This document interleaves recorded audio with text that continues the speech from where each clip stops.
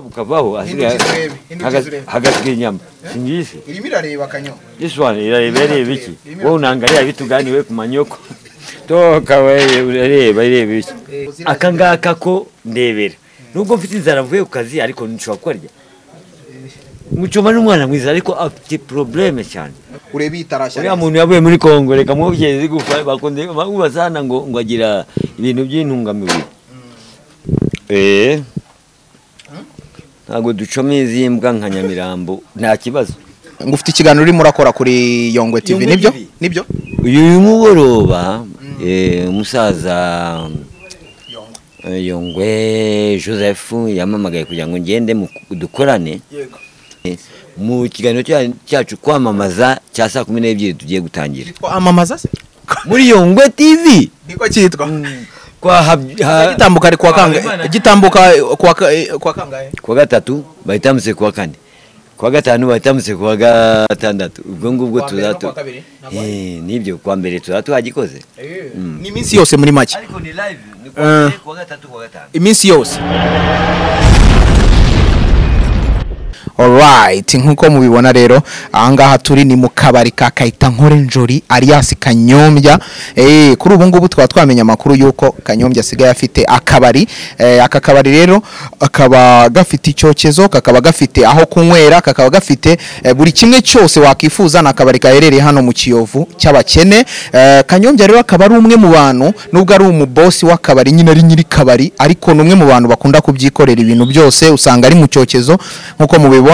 aha tumusanze ni mu cyokezo arimo ariyokereza inyama, arimo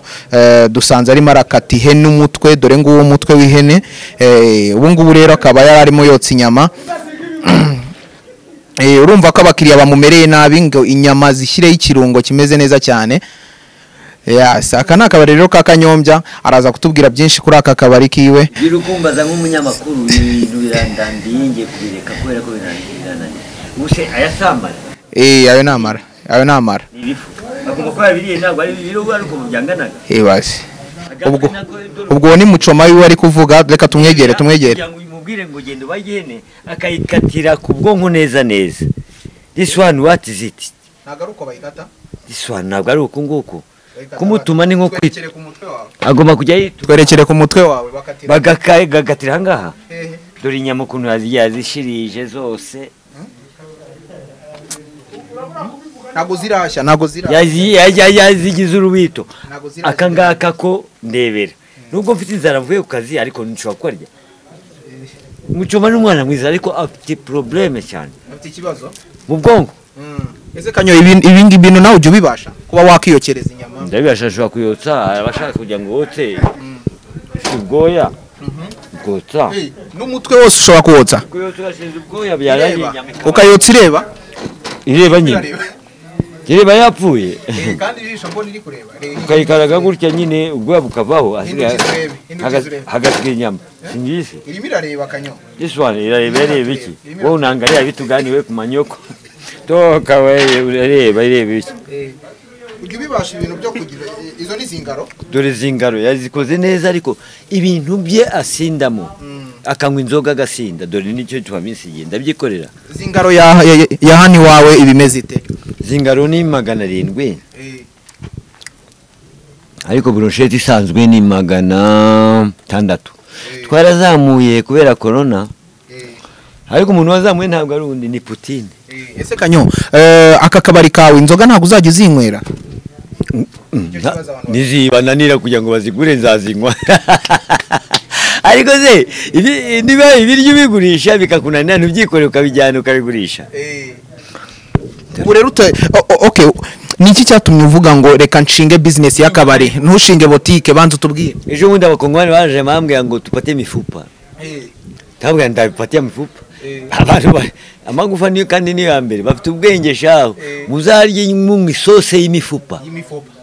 Kanyo nakubajije ngo niki cyatumye ushinga business y'akabari kugira ngo ushinge boutique cyangwa salon de coiffure? Business y'akabari kugira ngo abantu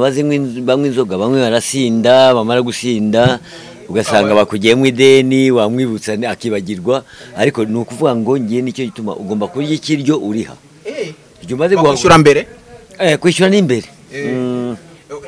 kubera icyo ariyo business wahisemo niyo yinjiza niko bimeze n'urusenda ruhari dore ni rwinshi ariko umwana mana niko icyana ariko umwana ni mwiza nta kibazo inyama zahiye ko isuzikuraho kandi ntabwo ari bonjete yahiye ariko yazitaye kubera iki ibintu byo kujya kunywa inzoga kandi azi ko yakoze akazi ni umusenzi umurevi kandi zanaryoshye ndetse kuziririye kandi wenda ari commande y'abakiriya no ibi ngibi ni benefit ni benefit uraziriye kandi ashobora kuba ari commande inyungu iyi ni commande yakoze ariko arazambwira aho yagiye none ubwo ko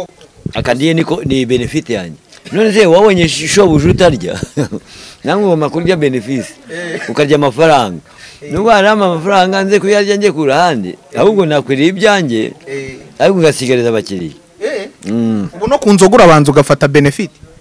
nazo ikintu kimwe niko nanywa inzoga ni nka fanta nyine ariko fanta ufata benefit benefit nyine sha ikibazo mbaraje ni igitangaza hari abantu bakunda gukurikirana ubuzima bwawe umunsi ku wundi kuri Kanyombya live batari bazi kuzikotsa gerageza ugire inyama wotsa turebe uburyo biba bimeze muri izi ngizi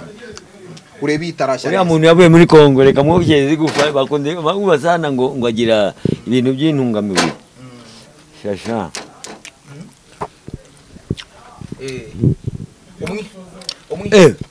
Kanyombya Kongole nikukojeza ni mfupa usiongope sana mfupa mbuzi Kanyombya umwihariko ufite mu kabari kawe no umwihariko nuko abakira banje baza bafite discipline yego akiri wanye uzikirire uko bimeze abakiranye baza bafite discipline usinze turamusora ko hari abasinzi baza bamwe na bamwe mbere tugitangira bakinyarira ibintu reka twumve iyo nyama izo nyama zahiye neza akira umba aha reka mpereze cameraman Derek nawe atwumvire hanyuma ngo darya ikintu bakavuga umuntu muheto abakiriya bawe ariko nabo ntago baba bari tayari aravuze ngo darya iki umubona muheto ni danger umubona muheto ni danger ibi bintu yasize ndabibara ntabwo nshobora kuviramwa none se ibitoki Kanyo tubwire izi ziba zikozwe muki izi ngizi zo mu zino zingaro ibi ngibi azinga amara y'ihene amara yo mu nda yoze neza none akazinga n'ibifu none se ibica mu mara byose biba byavuyemo ajye bituma ibingira bisigaje kubera kujya gusinda regade hano mwa mufite zingaro y'ihene gusa cyangwa ari n'izindi iki ni igitubazi ni igitabazi ni igiki igitabazi twereke aganga ni amafaranga 1000 500 kararibwa arewe uri nimi kereka yaruriye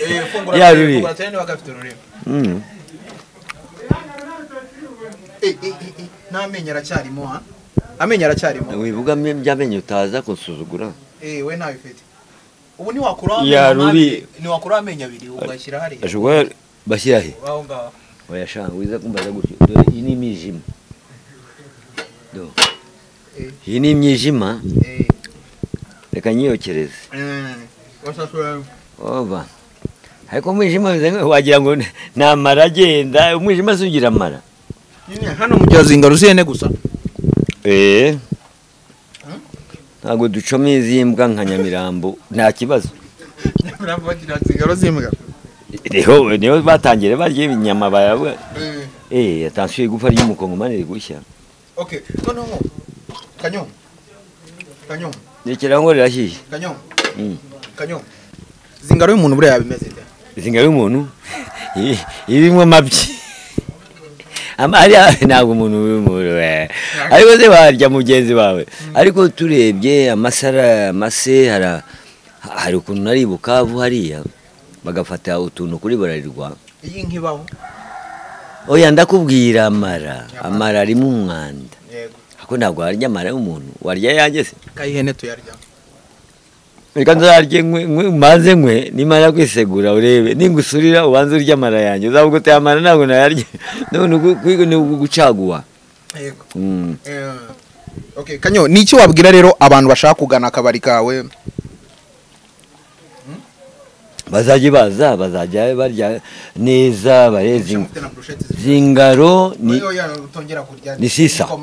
iyi ni sisa niba ngo rero zingaro ni sisa ariko zingaro iteye neza uyu mucomange acoma neza hano kwa Fereni daje ariko rero watubwiye ko ari akabari kawe usigaye witwa Fere watubwiye ko ari akabari kawe Fere n'umushoramari kuri jye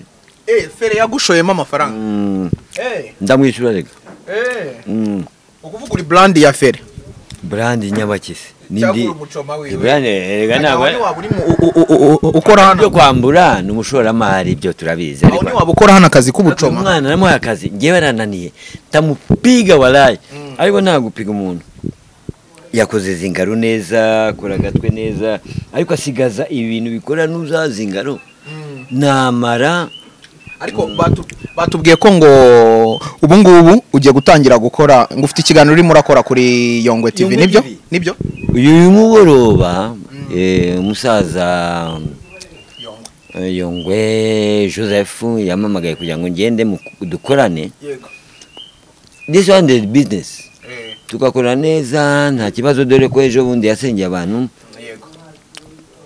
nabyo ashobora gusengera ugiye kujya ukora ikiganiro cyo guteka cyo gucoma cyo kugira ngo uko biri kose turashaka kugira ngo dukore kwamamaza abashaka ngo twamamarize bazaze batugane mu kiganiro cyacu kwamamaza cya saa 12 tugiye gutangira kwamamaza se amamaza ibikorwa byawe niko cyitwa muri Yongwe TV niko cyitwa gitambuka ari kwa kangahe gitambuka kwa kangahe kwa gatatu bahitamutse kwa kane kwa gatanu bahitamutse kwa gatandatu ubwo ngubwo tuzato nibyo kwa mbere tuzatwagikoze ni iminsi yose muri make ariko ni live ni kwa gatatu kwa gatanu iminsi yose amasaha kandi bimaza menshi ko ndabona usanga umuntu wanyoye amayoga nta nkunda amayoga cyane amasaha y'ikiganiro gitambukira sasa imwe gusa se okay ariko tukagenda nkagaruka hano kwa Fere ndebe ko hari abakiriya be babibonye kuko aka kabare dushushanyirize neza umuntu ushaka kunywera mu kabari kawe nahagana muri hano muntu uza mu kiyovu cy'abantu z'abandi bazagira gutya ntibazakubita inkuba simbizi babita ngo abakeneye biriya bintu tugomba kubihindura ngo mu kiyovu cy'abakene nta bakene bahari abakene bahora banywa bakarya ni ukuvuga ngo rero ukaza ukareba rura aho iri ukazamuka ukazuka ka MTN ukaza ukareba ukabaza ngo kwa Felician ni hehe nese ko watubwiye ko ari akabari kawe ukaba uri kuvuga kwa Felician ni kubera ko ari ni directeur general niwe directeur general akora ahantu niba agurisha ibiki simbizi okay wowe ukaba ushinzwe icyokezo ugasanga abana benshi bahari hari ka Mucoma naka kandi kitwa Jado kakaza gakora ibintu nta kibazo ariko neza databuja nawe n'umwana mwiza na madamu wasanga aho ngaho aje gukontorora ibintu by'amafaranga abadamu bakunda amafaranga madamu we ujya kunkoresha bakunda amafaranga bakore wanye nago umuzi amaze kunyogogoza di okay nibyo ariko tuwasanze n'ikiryabarezi ujyu tuwasanze ikiryabarezi ni ya Mucoma nagari yawe nubango yancitse kubera ko aziko boss yaje nicyo tumaze yakubonye ariruka asinyama ziri bugume azeje yakubonye ariruka atiruka ngenda mutegeka nagwa negeka eregagiye akoze amakosa uriruka mugahunga buryo umuntu hunga umuntu iwabo wabwo babuze impundu iwabo kwigira ibintu urakubitwa